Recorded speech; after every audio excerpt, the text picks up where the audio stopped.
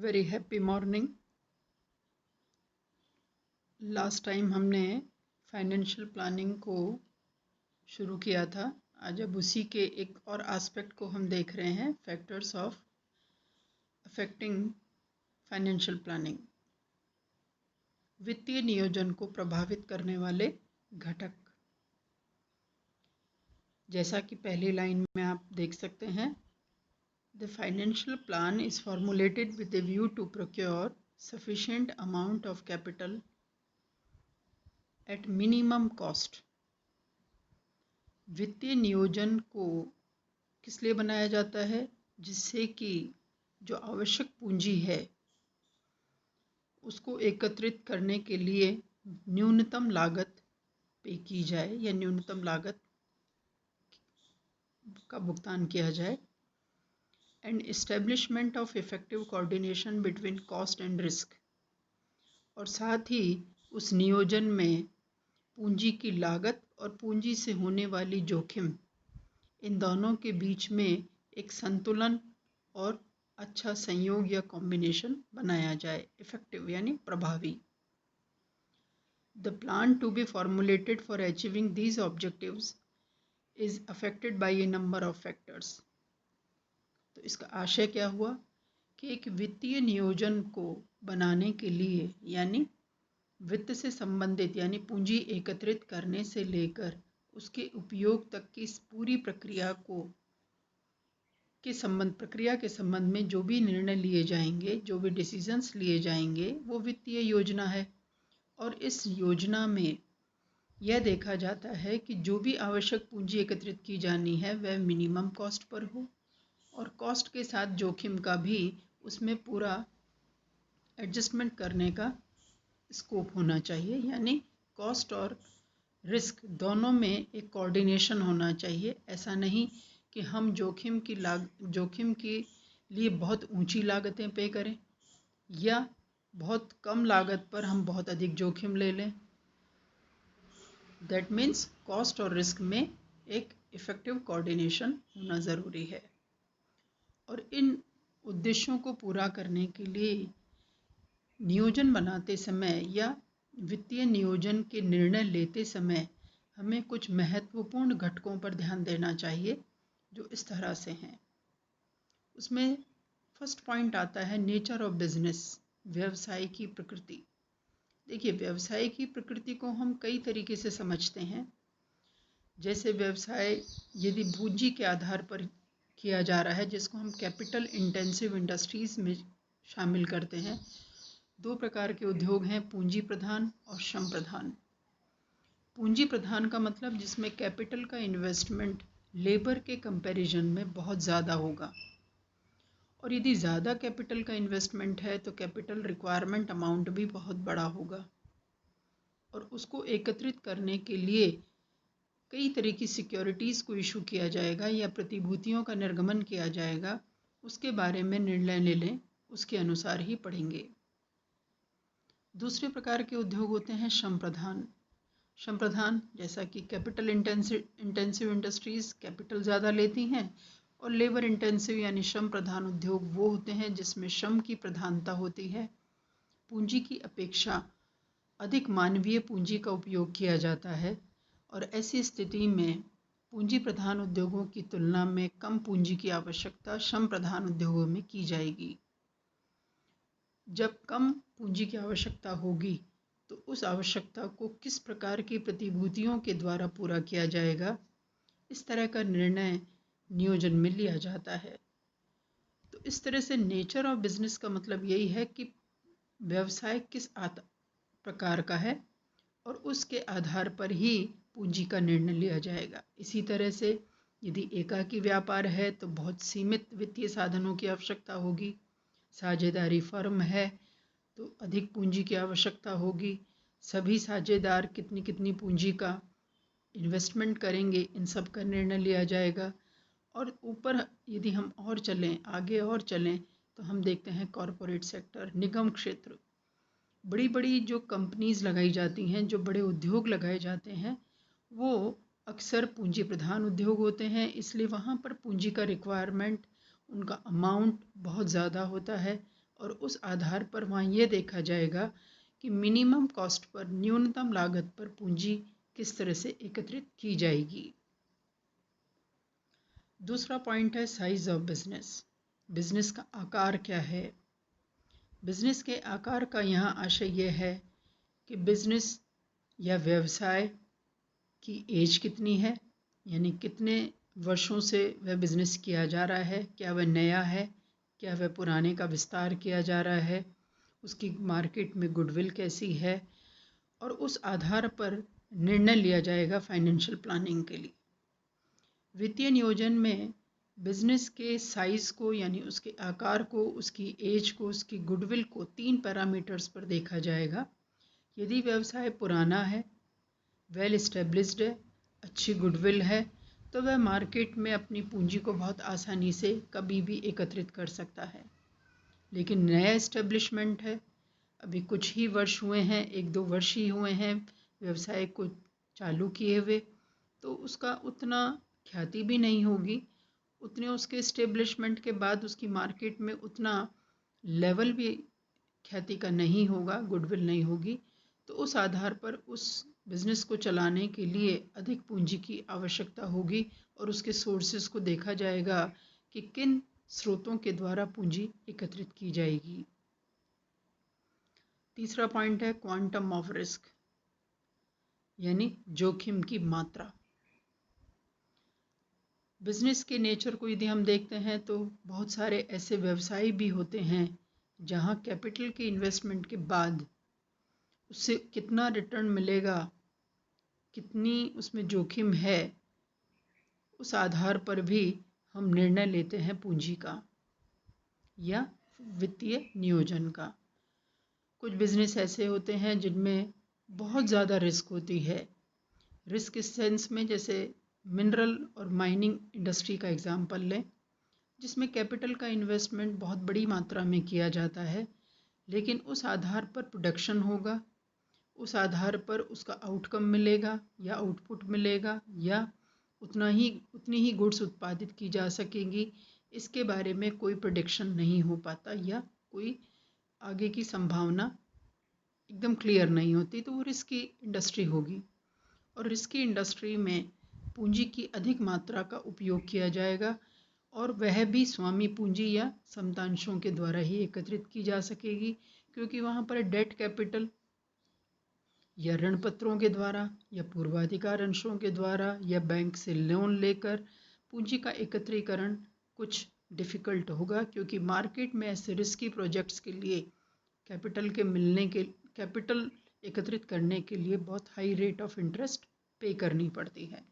तो इसको भी एक बहुत महत्वपूर्ण घटक माना जाता है कि बिजनेस में जोखिम की मात्रा कितनी है। यदि जोखिम बहुत कम है तो कम पूंजी की आवश्यकता होगी, यदि जोखिम ज़्यादा है तो अधिक पूंजी की ज़रूरत होगी, क्योंकि उसको बहुत आसानी से पूंजी को बाजार में एकत्रित नहीं किया जा सकेगा व्यवसाय के आधार पर।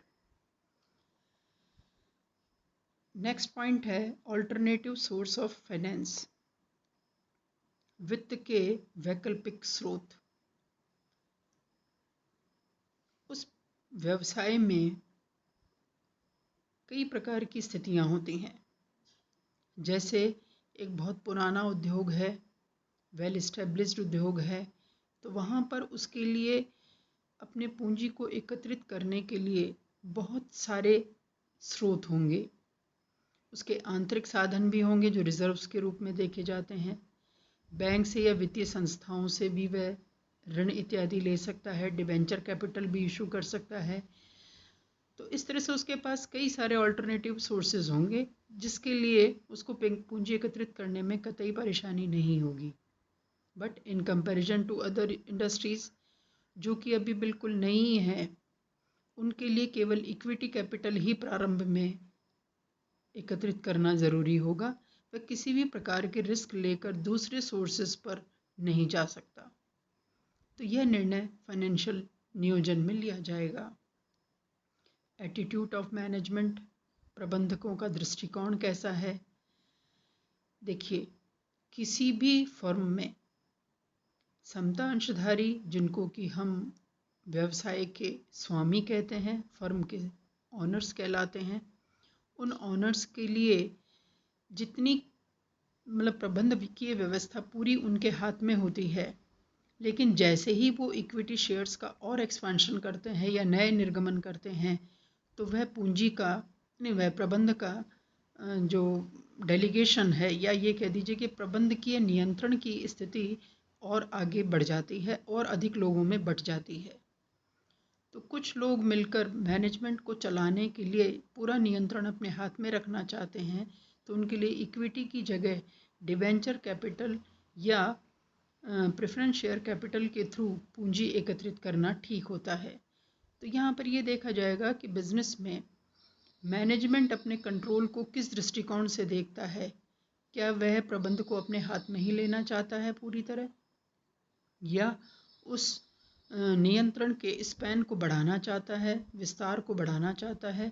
तो उस आधार पर वो निर्णय लिया जाएगा। स्टैट्यूटरी कंट्रोल, राजकीय नियंत्रण। एक्चुअली राजकीय नियंत्रण का मतलब यही है कि किसी भी फर्म के लिए वित्तीय नियोजन करते समय यह देखा जाएगा कि उस राज्य के द्वारा या उस देश के अंदर वैधानिक नियम कैसे हैं, और उन वैधानिक नियमों में रेस्ट्रिक्शंस होंगे, रूल्स होंगे, कई तरह की धाराएं होंगी, कई तरह के प्रोविजंस होंगे जो कि नियंत्रण को निर्धारित करते हैं। तो वित्तीय नियोजन में यह भी देखा जाएगा कि वह स्टैट्यूटरी कंट्रोल यानी वैधानिक नियंत्रण किस प्रकार कर सकता है। नेक्स्ट है मार्केट कंडीशंस। मार्केट कंडीशंस का यहाँ यही मतलब है कि यदि मार्केट में इन्फ्लेशन है या डिप्रेशन पीरियड है, तो उसके अकॉर्डिंग वित्तीय नियोजन किया जाएगा। डिप्रेशन और इन्फ्लेशन का मतलब जब मूल्य बहुत अधिक बढ़ रहे हों, मूल्यों में बढ़ने के दौरान पूंजी को एकत्रित करना मुश्किल होगा। लेकिन यदि मूल्यों में बहुत अधिक गिरावट जा रही है, पूरा मार्केट नीचे की ओर जा रहा है, इकोनॉमी नीचे जा रही है, जैसे अभी प्रेजेंट सिचुएशन को देखें तो वर्तमान में भारत की अर्थव्यवस्था ही नहीं बल्कि ग्लोबल इकोनॉमीज़ को यदि हम देखें तो सभी जगह पर ज़बरदस्त डिप्रेशन चल रहा है। मार्केट में डिमांड नहीं है, इन्वेस्टमेंट नहीं है, बैंकों के लोन्स नहीं लिए जा रहे, रेट्स कम हो रही हैं, सब तरफ गिरावट का या मुद्रा अपस्फीति का माहौल है। ऐसी स्थिति में वित्तीय नियोजन में यह देखा जाएगा कि मार्केट किस तरफ जा रहा है और उसी के अकॉर्डिंग उसके निर्णय लिए जाएंगे। जैसे मुद्रास्फीति का दौर है तो समता अंशधारी बहुत अधिक लाभ कमाने में सफल हो पाते हैं, क्योंकि उन्हें अपने ऋण पत्रों पर बहुत लिमिटेड या फिक्स्ड रेट से ही इंटरेस्ट देना पड़ता है।